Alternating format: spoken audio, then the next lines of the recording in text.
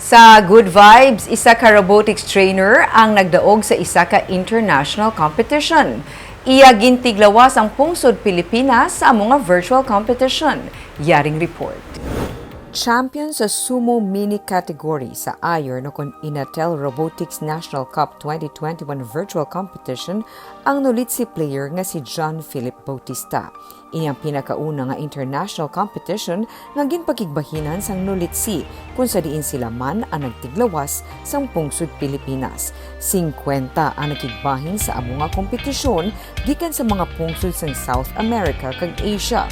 Kag sa siyam ka mga pungsod sa Asia, ang Pilipinas lamang ang nagdaog. Let's work it together because this is a future. Thank you again. Congratulations.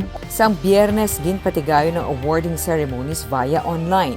Labing ginpasalamatan ni Bautista nga isa ka trainer ang higayon kag ang pagkilala. Thank you. Congratulations, Thank you, John Professor. Philip. Nagalaom ang probinsya makapakigbahin pagid sa iban nga kompetisyon. Thank you for sparking interest and developing talents all around the world. Thank you for spearheading this activity.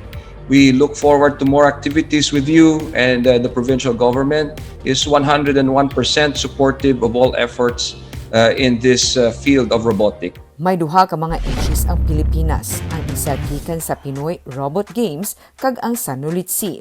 Ginsugda ng Iron Cup competition 5 ka tuig ang nagligad sa South America, Brazil kag Mexico. Bangod sang pagpanghangkat sang pandemya, ini ang nahauna nga tion nga ginpatigayon via online ang kompetisyon.